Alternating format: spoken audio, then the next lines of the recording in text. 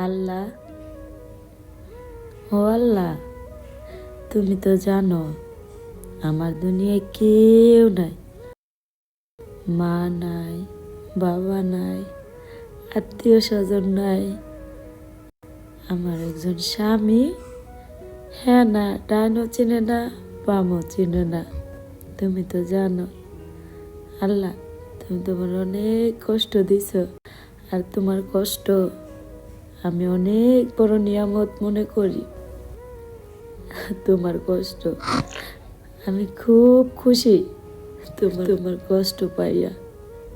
ও আল্লাহ, এবারে কষ্টটা না আমি একটু মানতে পারি নাই। কত ভাতের অভাব, কত কাপড়ের অভাব, কত খাওয়ার অভাব, কত কিছুর অভাব আমি না সহ্য করছি।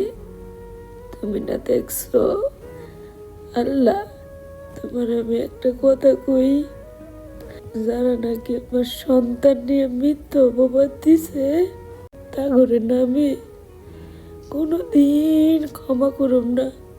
আমার পক্ষে সম্ভব না তা করে ক্ষমা করা।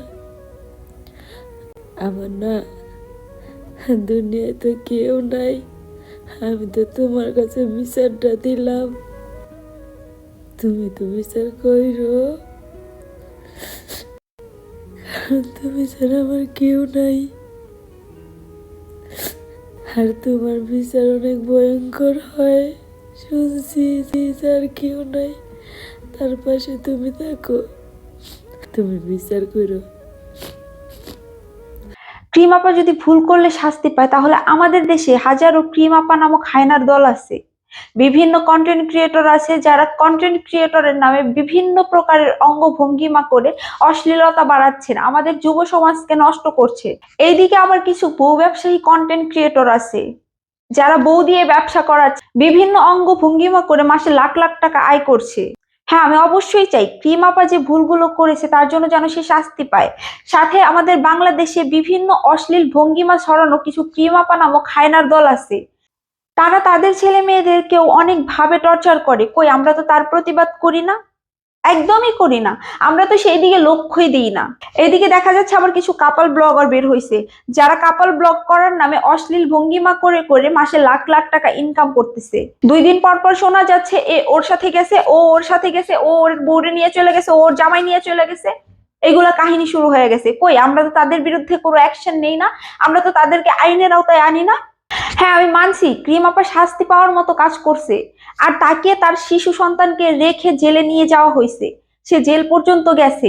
তার মানে এই না যে দেশের আইন শুধু একজনের জন্যই। এরকম ক্রিম আপা অনেক আছে। আমাদের বাংলাদেশে এরকম অনেক মানুষ আছে যারা তাদের বাচ্চাকে অনেক টর্চার করে। 2 দিন পর পর বাচ্চাকে রেখে এইখানে ওইখানে যায়, 2 দিন পর পর জামাই চেঞ্জ করে, 2 দিন পর পর বয়ফ্রেন্ড চেঞ্জ করে, বয়ফ্রেন্ডের জন্য বাচ্চা কাচ্চার সাথে অত্যাচার করে, বয়ফ্রেন্ডের জন্য বাচ্চা কাচ্চার সাথে টর্চার করে। আমাদের চোখের সামনে এগুলো ঘটতেছে। কই আমরা তো আমরা তো তাদেরকে আইনের আওতায় আনি না। যদি আইনের আওতায় আনতেই হয় তাহলে যে কিছু কিছু ক্রিম আপা নামক হায়নার যে দলগুলো রয়েছে যারা যুব সমাজ নষ্ট করছে তাদেরকে আনেন। যারা ভিডিওর নামে অশ্লীল ভঙ্গিমা করে লাখ লাখ টাকা আয় করছে তাদেরকে আনেন। যে কাপল ব্লগাররা ভিডিওর নামে অশ্লীল ভঙ্গিমা করে লাখ লাখ টাকা আয় করছে তাদেরকে আইনের আওতায় আনেন। আজকে আমি ক্রিম আপার হয়ে কিছু কথা বলবো। আসলে সব সময় আমরা চোখে যেটা দেখি সেটা আসলে হয় না। কিছু কিছু সময় আমরা চোখে ভুল দেখি, আমরা যেটা ভাবি সেটা আসলে হয় না। আমাদের নেট দুনিয়াতে আমরা চোখের সামনে যা দেখি সেটাকে বিশ্বাস করে ফেলি। আগে পরে কি হয়েছে না হয়েছে সেগুলোর দিকে আমরা কান দেই না, সেগুলো বোঝার আমরা কোনো চেষ্টাও করি না। আচ্ছা আপনারাই বলেন, একটা মা কি কোনোদিন চায় তার সন্তানের সাথে এরকম আচরণ করতে? একটা মা কি কখনো চায় যে তার সন্তানকে কষ্ট দেওয়ার জন্য? চায় না তো। তাহলে সে কিভাবে চাইবে? সেও অবশ্য চায় না। সে যা করছে আপনাদেরকে দেখানোর জন্য করছে, আর এই কথাটা সে একবার না অনেকবার বলেছে। সে দুষ্টমির ছলে করেছে এইসব, সে দুষ্টমির ছলে এরকম মজা করছে। তার তো পেটে ভাত নাই, কই তাকে তো এক মুঠো ভাত কেউ দিয়ে আসে নাই। তার তো পরনে কাপড় ছিল না, কই তাকে তো একটা কাপড় কেউ দিয়ে আসে নাই। কিন্তু এখন এখন নানা রকম কথা হইতাছে। আমি এগুলো মানি। আমি যে মানি না সেটা না, আমি নিজেও ভিডিও বানাইছি ক্রিম আপাকে নিয়ে, আমি নিজেও ক্রিম আপাকে অনেক কথা বলছি। আর আমি এইটাও চাই সে যেটা করছে, সে যে হয়তো তার ছেলে মেয়ের সাথে টর্চার করছে, এরকম কোনো মা কখনো করে না। সে যেটা করছে সেটা রিয়েল লাইফে হোক বা ভিডিওর ক্ষেত্রে, যেটা সে করছে তার জন্য তার যোগ্য শাস্তি পাওয়া দরকার, এটা আমি চাই। কিন্তু তার মানে তো এই না যারা আমাদের বাংলাদেশকে নষ্ট করছে, আমাদের বাংলাদেশের যুব সমাজকে নষ্ট করছে, তাদেরকে ছেড়ে দেওয়া হোক, তাদেরকে কোনোভাবে ছাড় দেওয়া হোক।